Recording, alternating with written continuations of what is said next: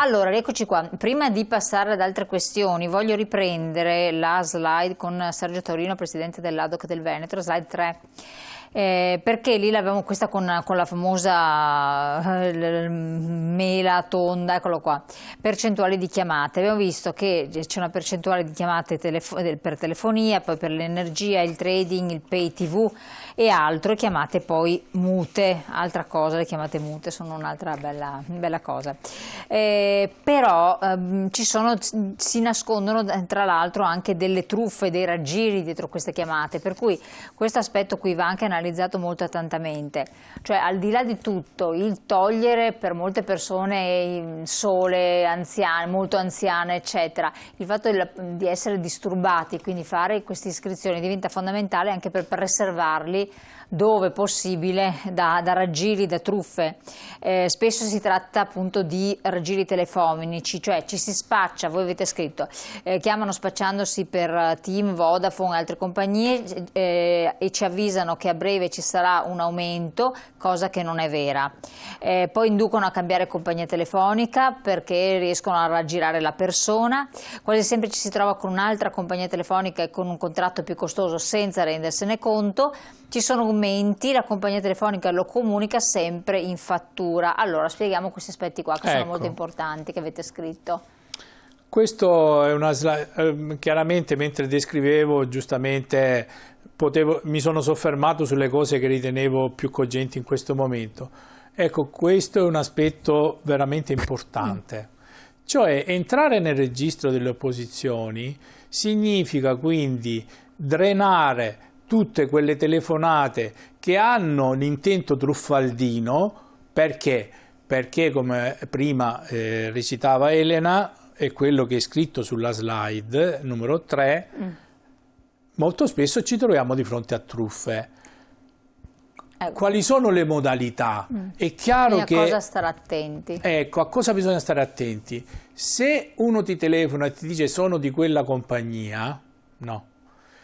La prima cosa che mi viene in mente è una verifica, perché tu puoi essere di una compagnia concorrente e stai cercando di portarmi dalla tua parte spacciandoti per quell'altro.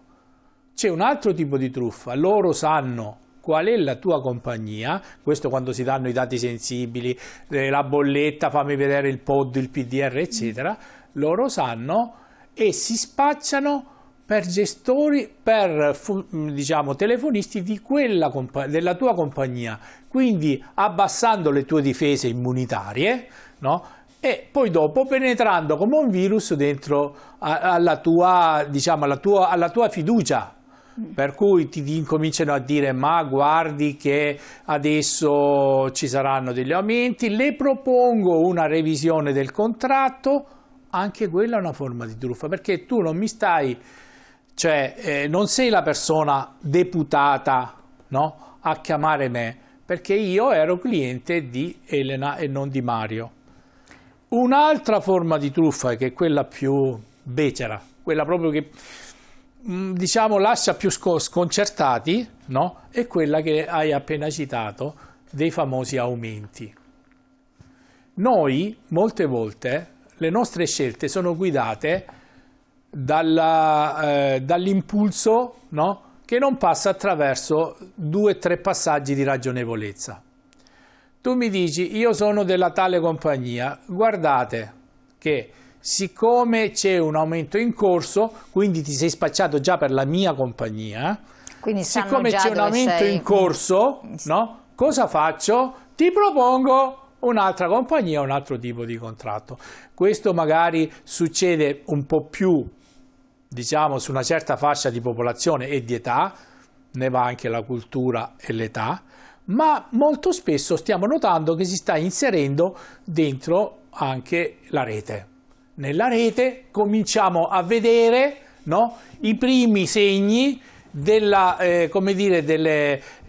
variazioni truffaldine. Perché? Perché nella rete non c'è neanche quel contatto diretto come nella telefonata, c'è molto è arrivato un altro. C'è molto, molta più distanza, ma molta più possibilità di poterti portare di poterti portare alle mie tesi.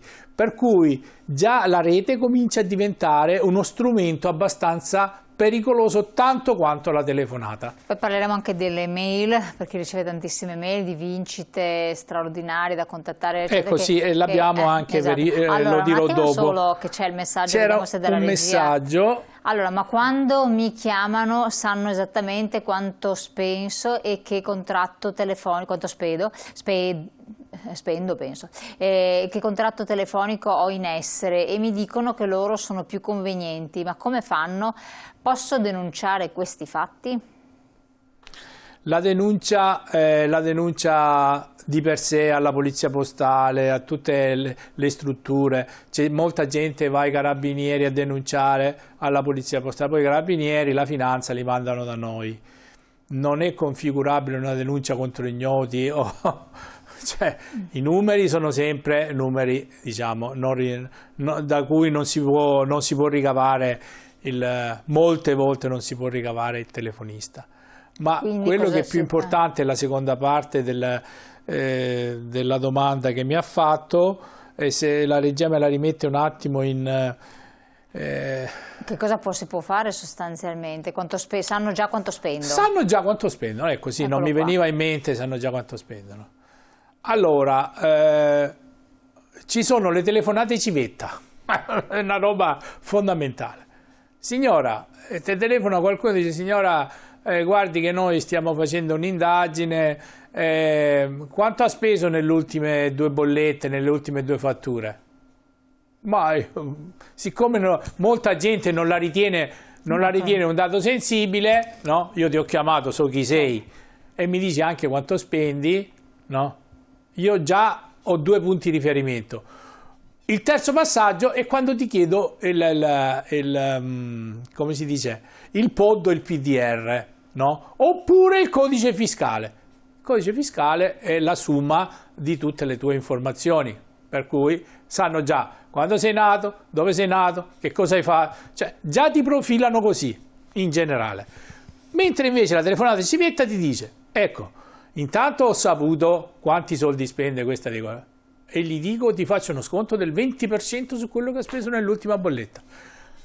Uno dice: beh, insomma, e come fa a sapere? Proprio perché ci sono tutto questo traffico di dati, i famosi big data, che viaggiano nel mondo della rete, per cui qualsiasi tipo di telefonata civetta potrebbe essere anche, non so, signora, ha vinto non so, sei la milionesima cliente, perché c'è ancora gente che va avanti con la milionesima cliente. Poi voi avete scritto una cosa interessante, no? Che dicono: attenzione che con la sua bolletta riceverà degli aumenti. In realtà qualsiasi aumento lo si vede in fattura o viene annunciato Mari e Monti, se è ma è successo prima in telefonia, adesso sta succedendo in energia. La gente è frastornata da tutti questi aumenti, maggio, luglio, sappiamo settembre quando sono venuto, per ottobre eccetera, è frastornata, per cui è molto più propensa a credere che ci sarà un aumento. Questo è il principio. Poi dopo si agganciano anche al fatto che, oltre ad esserci l'aumento, al probabile aumento, c'è anche quella d'azione di fiducia in più, perché nel momento in cui mi dice che sa quanto spendo, poi mi dice che ci sarà l'aumento. No ragazzi, se c'è un aumento ve lo devono comunicare precedentemente. Per iscritto, quindi. Per iscritto. Quindi nella telefonia, quando c'erano i famosi modifiche unilaterali del contratto, sai, quando c'erano quegli aumenti così, no, estemporanei sulla telefonia, no, ti aumento di 2 euro eccetera, te lo scrivevano sulla fattura, la fattura precedente. Se vuoi rimanere con noi, sappi che dalla prossima fattura ti aumentiamo di 2 euro. Ti dicevano: se te ne vuoi uscire fuori ti do la possibilità di andare fuori senza spese. Quindi c'era la comunicazione, l'informazione è dovuta, è di legge. Quindi io non mi fiderei mai di uno che mi chiama e mi dice: faremo un aumento. Ma chi sei? Qualificati. Poi siccome abbiamo le fatture, cari cittadini, vedi che ho imparato, non dico più consumatori, cari cittadini, abbiamo le fatture, no? C'hanno un numero verde queste compagnie. Cosa mi costa dire: ma è vero che è aumenterà la mia fattura? Facciamo uno sforzo. tentiamo di smascherare queste pratiche commerciali scorrette.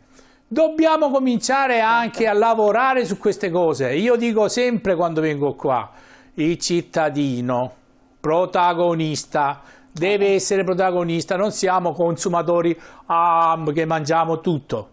Per cui, come dico ai miei anzianotti, adesso venerdì prossimo il presidente di Treviso, Emilio Zora, si beccherà una bella platea di persone che hanno una certa età, eccetera, per dare le informazioni sul registro delle opposizioni e per dire, cari amici, le associazioni dei consumatori, noi in Veneto ci siamo anche sentiti 10 minuti fa, mezz'ora fa con le altre associazioni.